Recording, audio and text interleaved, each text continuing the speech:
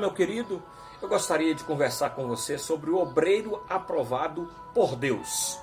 A Bíblia diz o seguinte: continue a lembrar essas coisas a todos, advertindo-os solenemente diante de Deus, para que não se envolvam em discussões acerca de palavras. Isso não traz proveito e serve apenas para perverter os ouvintes. Procure apresentar-se a Deus aprovado, como obreiro que não tem do que se envergonhar e que maneja corretamente a palavra da verdade. O ministro do Evangelho é chamado a se comunicar com pessoas falando ou escrevendo, muitos escritores, ótimos inclusive, alguns teólogos em homilética que desejam exaltar o lugar da pregação, atribui ao que parece ser um poder místico, sabe? Ao próprio ato de falar a mensagem em alta voz, como se as mesmas palavras se tornassem mais eficazes, uma vez transformadas de jargões. O motivo para exaltar a pregação é louvável, visto que a própria Bíblia enfatiza a sua importância em declarar o conhecimento e a majestade de Deus. Agora, contudo, a menos que haja evidência bíblica para atribuir algum poder especial ao falar a mensagem, em contraste a escrever a mensagem, tal visão sobre a pregação é mera superstição. Não existe evidência bíblica para isso. Aqueles que advogam essa superstição, eles geralmente vão lá, Romanos capítulo 10, versículo 17, onde Paulo diz: consequentemente a fé vem pelo ouvir, e ouvir a palavra. E se ouvir a mensagem, e a mensagem é ouvida mediante a palavra de Cristo, a fé vem pelo ouvir, eles dizem. E uma pessoa, quando ouve alguém pregando, a alegação é que algo único acontece quando uma pessoa ouve a palavra de Deus. Parece que é algo bem místico mesmo, Contudo, o versículo não diz nada sobre ler e escrever. Simplesmente porque a fé vem pelo ouvir, não significa que ela não possa vir pela leitura, ou que ela não possa vir quando eficazmente, ou até mais eficazmente, ao ler. O versículo não sugere que algo místico, sobrenatural ou único no próprio ouvir, Antes, o João diz o seguinte: mas estes sinais miraculosos no caso, foram escritos para que vocês creiam. Alguém escreveu e alguém creu, não foi que alguém pregou, Dessa forma, mesmo o surdo pode experimentar o pleno poder da palavra de Deus. Lendo, ele vai experimentar. Ou então, por linguagem de sinais, o poder está nas ideias de Deus, comunicada através da palavra, seja falando, seja escrevendo, ouvindo, lendo, e tornadas eficazes pelo Espírito Santo, porque quem faz isso, o convencimento é o Espírito Santo.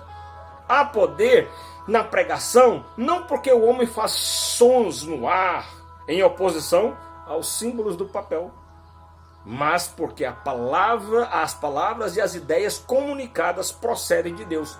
Ela só muda alguém porque procede de Deus, não porque é falada ou pregada. E a superstição desvia a atenção da sabedoria e poder de Deus. Assim nós, ministros do Evangelho, olha aqui, gente, devemos comunicar sobre o que ele tem que falar. Muitos ministros enchem seus sermões com questões sociais, preocupações superficiais. Não vale a pena. Elas são pessoas inúteis. Uma perda de tempo ouvi-los. Esses tópicos não são triviais, mas é necessário um fundamento teológico para abordá-los corretamente. Todavia, o fundamento doutrinário em si não é estabelecido primeiramente para abordar esses tópicos. Antes, ele é valioso por si próprio. O ministro é chamado a manusear a palavra da verdade, o evangelho, as sãs doutrinas da fé cristã. É sobre isso que ele deve falar o tempo todo. O obreiro que maneja corretamente a palavra da verdade. Isso Paulo diz. É aquele que não deve se envergonhar da palavra.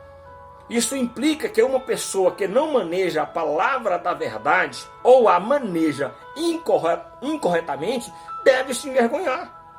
Essa é a diferença crucial entre um bom e um mau ministro, um mau obreiro. Ou aquele que não precisa se envergonhar e aquele que precisa. A diferença é a doutrina.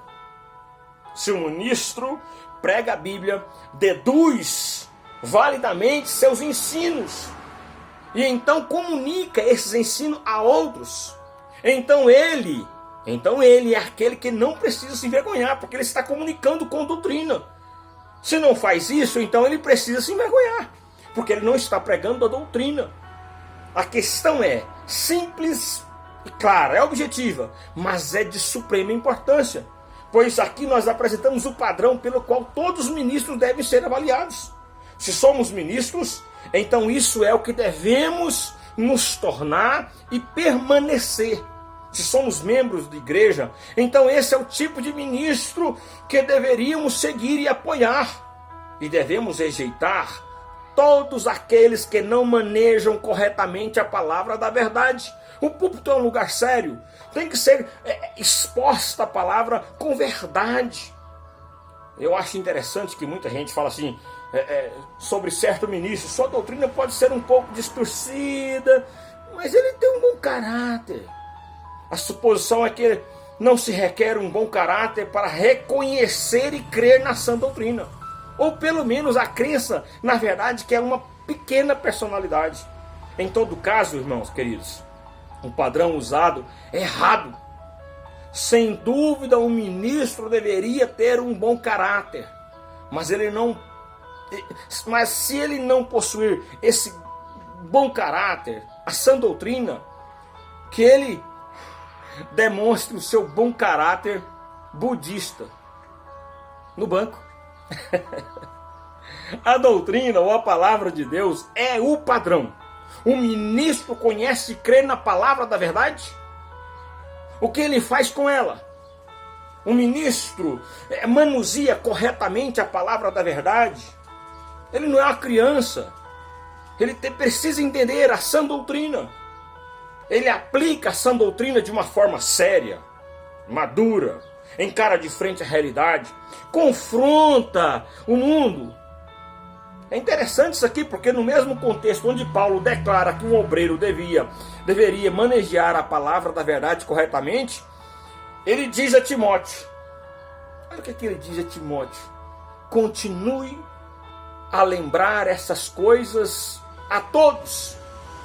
Se essas coisas não incluem tudo que precede o versículo, desde o começo da carta, pelo menos se refere-se aos versículos 8 a 13. E nesse versículo Paulo fala dos conteúdos doutrinários do Evangelho, incluindo a ressurreição, a herança. Ele diz, é por pregar o Evangelho que ele está sofrendo ao ponto de estar aprisionado como criminoso. A pregação colocou Paulo numa cadeia. E ele fala de suportar as dificuldades de forma que eles possam obter a salvação em Cristo Jesus. Então, ele fala da consequência de desonrar a Cristo. E se o negarmos, ele também nos negará.